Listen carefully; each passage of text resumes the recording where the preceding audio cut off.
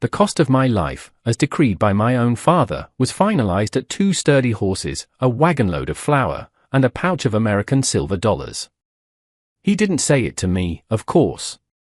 He never spoke to me unless it was to issue a command or a curse. I heard it from behind the thin paper wall of my room, his voice a low, guttural rumble as he bartered away his only child to a freight hauler in the sun-scorched Wyoming territory, within the dusty, desperate confines of Prospect Creek. I was a living specter at 18. My face was a pale, porcelain mask in a town of weathered, sun-browned skin. My hair was not brown or blonde, but a cascade of silk black ink that seemed to drink the light, and my eyes were the dark, almond shape of my mother's, a constant, walking reminder of the world he'd left behind and now despised. I was the Chinese girl, the town's silent shadow. To my father, Chen, I was less than a shadow. I was a monument to his shame, a constant reminder of the wife he'd lost in the blood and agony of my birth, and of the heritage he desperately tried to erase. He looked at me and saw not a daughter, but a curse made flesh, an affliction. His hatred was a physical presence in our small, dark room behind the laundry, a chill that no stove could ever truly warm. There was, however, a memory I held onto, a flickering candle flame in the tempest of his cruelty. It was the faint, sweet echo of my mother's voice, humming a lullaby in a language he had forbidden. In the memory, her hand was warm on my head, her presence a balm. But I also remembered my father's shadow in the doorway, his face a thundercloud even then. His disgust was not born of my appearance alone, it was an older, deeper rot. He had come to this country for gold and opportunity, only to find hardship and prejudice. He saw my mother's face in mine and blamed her, blamed me, for his failure to become the man he thought he should be. And now, his solution was as swift as it was brutal. He would excise the blight. He would sell me. The words I'd overheard confirmed it. The merchant, a man named Gable, would be taking me west to a rancher in the high plains for a handsome price. Chen would finally be unburdened. The morning he cast me out, he looked at me one last time, his eyes holding a chilling satisfaction. A lonely rancher in the middle of nowhere is a fitting place for a creature like you, he sneered. Perhaps the wilderness will finish the job your mother started. He shoved me forward, out of the dim, steamy laundry and into the brutal, unforgiving glare of the sun, where the man who now owned me waited. The journey began in silence. Mr. Gable, the merchant, did not speak to me. He simply indicated a place for me on the wagon seat, his face as weathered and unreadable as the rocky mesas we slowly passed. The world I had known, a world of shadows and averted eyes, was replaced by the vast, punishing expanse of the Wyoming plains. The sun was a relentless hammer, and I kept my head down, a borrowed bonnet doing little to shield my face. Every creak of the wagon wheels sent a tremor of fear through me.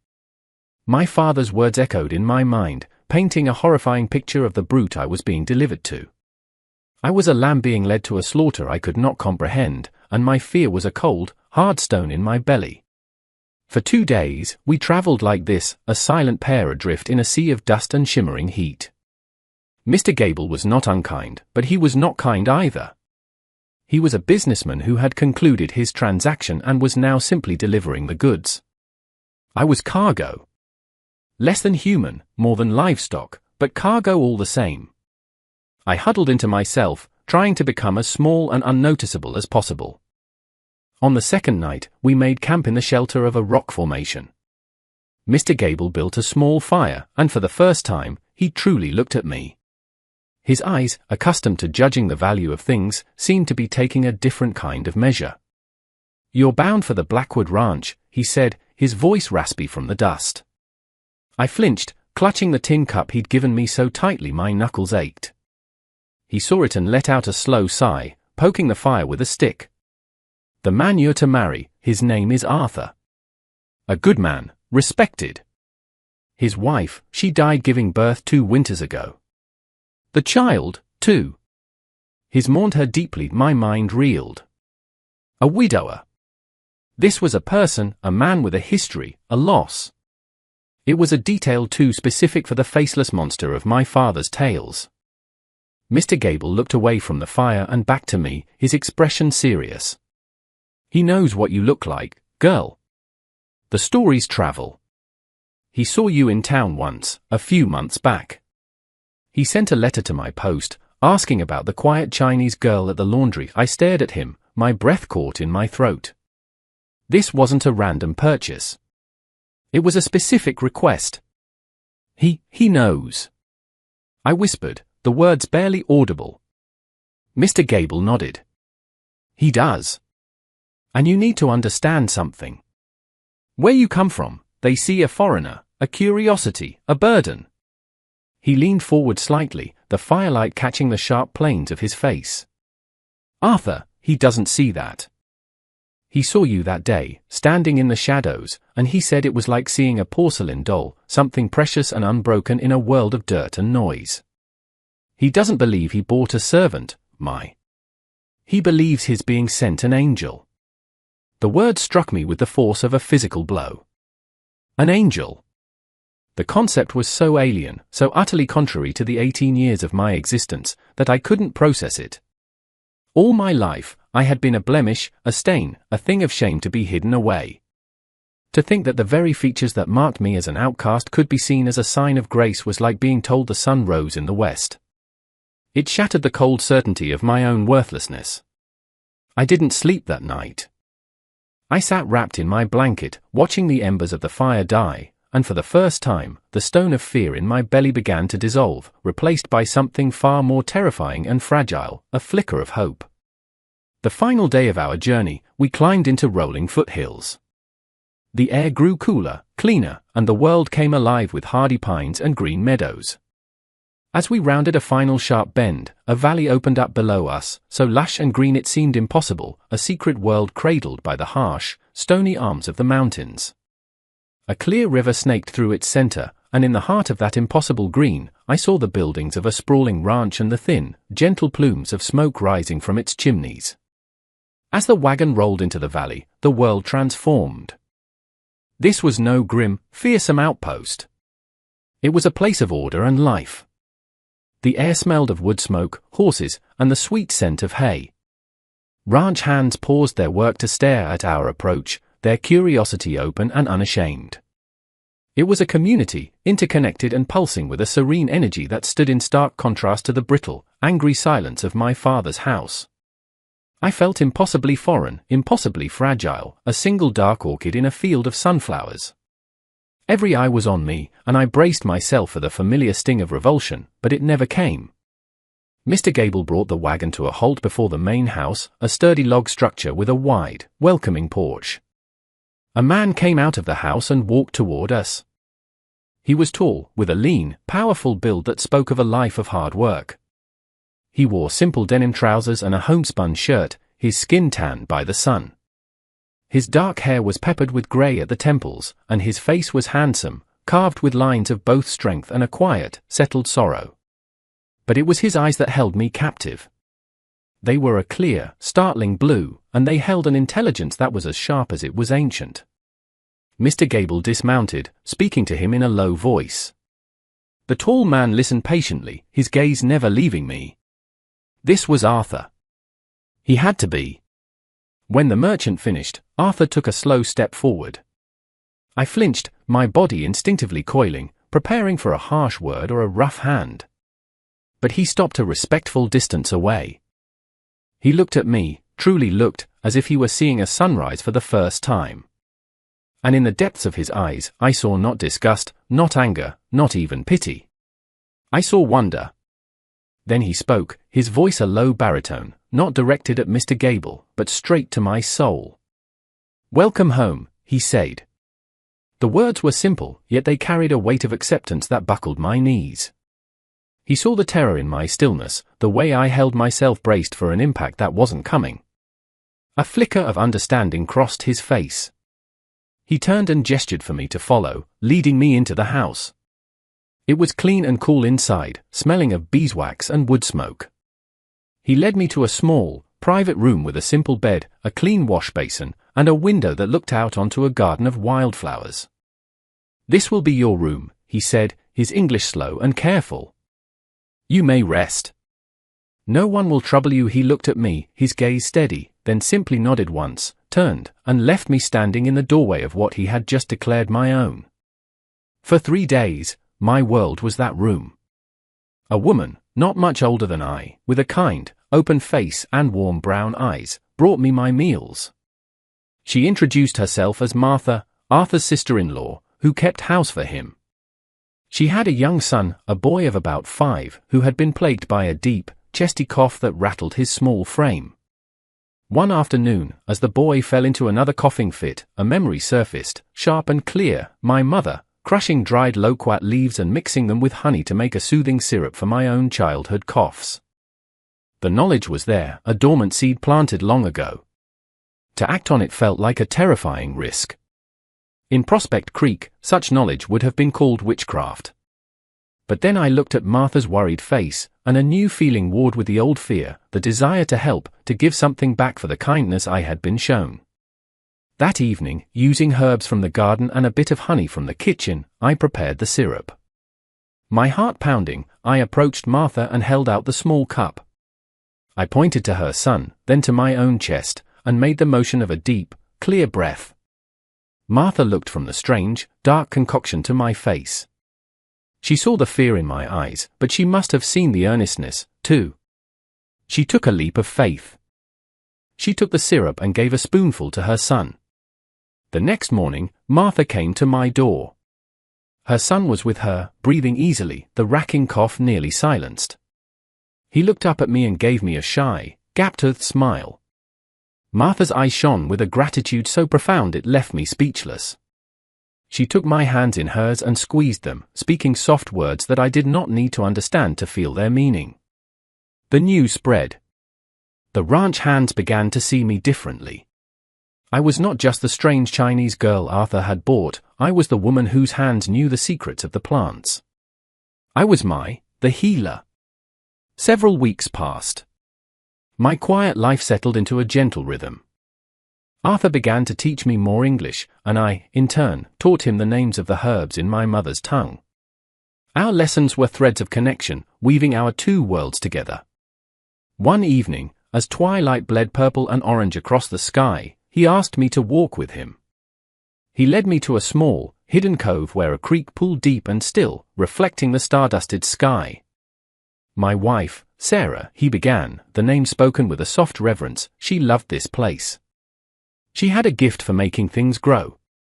When she left, it was as if the color faded from the valley.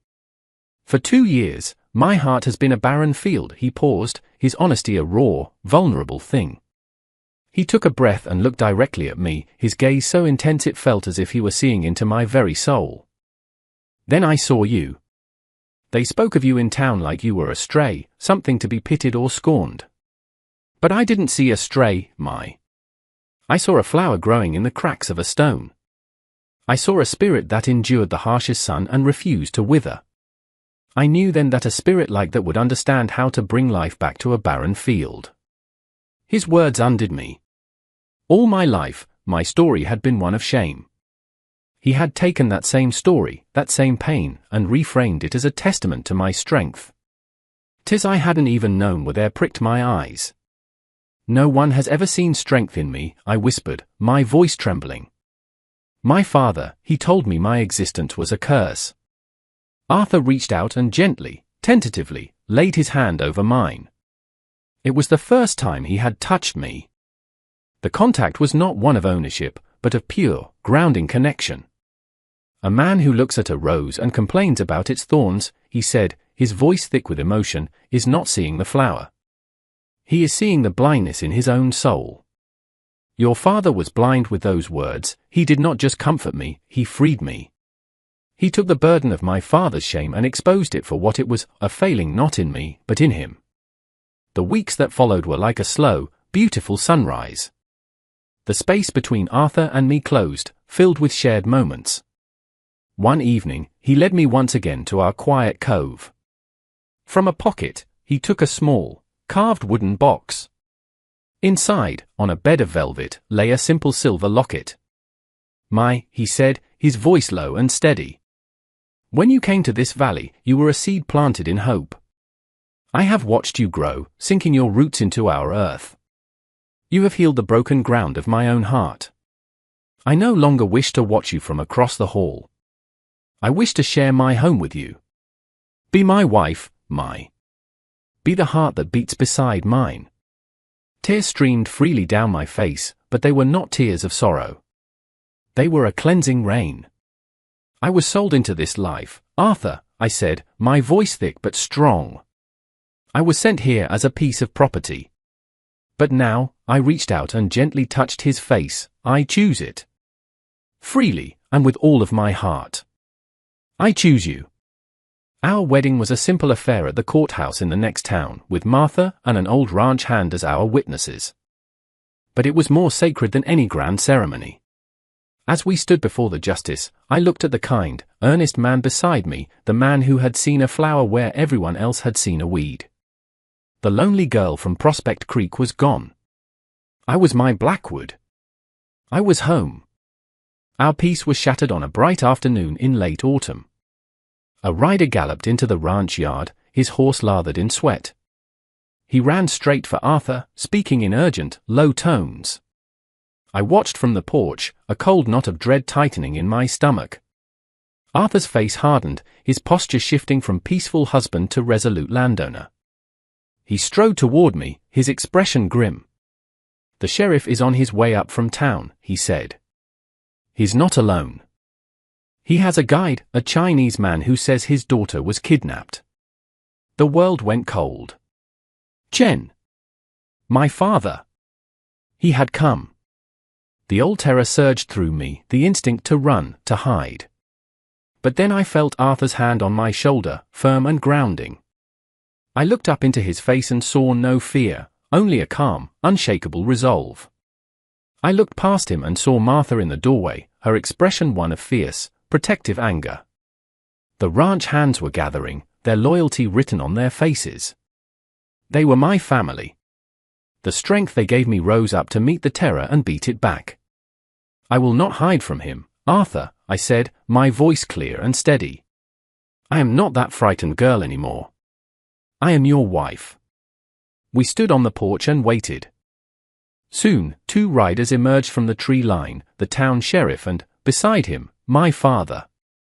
His face was a mask of cruel arrogance, which shifted to a sneer of triumph when his eyes found me. You see, Sheriff, he boomed, pointing a thick finger. There she is. My daughter, held captive by this man. I demand you retrieve my property. The word property hung in the air. Arthur tensed, but I stepped forward, my voice ringing with a clarity that surprised even myself. I am not your property. You speak of captivity, but the only cage I have ever known was the one you kept me in for 18 years. You speak of kidnapping, but I remember a transaction. I remember the price Mr. Gable paid you. You didn't lose a daughter that day, Chen. You sold 1 inch. The truth stunned him into silence. Before he could retort, Martha stepped forward beside me. She is no captive, Sheriff, she said. She is family. When my son was sick unto death, it was her hands that healed him. An old ranch hand stepped up on my other side. This woman is the heart of this ranch now. She's brought life back to this place, and to its master. She belongs here. The sheriff had seen enough. He looked from my father's hateful, contorted face to me, standing calm and protected. He saw the truth. He turned to my father, his tone one of cool finality. Sir, it is clear to me that this woman is in no distress. She is here of her own free will. This is a family dispute, not a legal one. We are leaving. The word struck my father like a physical blow. Defeat washed over his face, leaving it slack and pale. He looked at me one last time, his eyes filled with a venomous, impotent hatred. But it couldn't touch me anymore. The power he once held over me was broken. As they disappeared into the trees, Arthur wrapped his arms around me. I leaned my head against his chest and took the first truly free breath of my entire life. The last ghost of my past was finally laid to rest. The seasons turned, and as spring arrived with a triumphant burst of life, I knew another life was stirring within me. I led Arthur to the garden and placed his large, warm hand over my belly. A slow smile of pure, unadulterated joy spread across his face, a smile that seemed to outshine the sun. He knelt before me, his touch filled with a reverence that humbled me. Our child, a living symbol of hope, a bridge between two worlds. Standing there with my husband, my hands resting on the gentle swell of new life, I finally understood. True beauty was never about the color of one's skin or the shape of one's eyes. It was a light within the soul, a resilience that could make flowers grow in the desert. It was a love that had blossomed in the most unexpected of places, a sacred fire that could never be extinguished.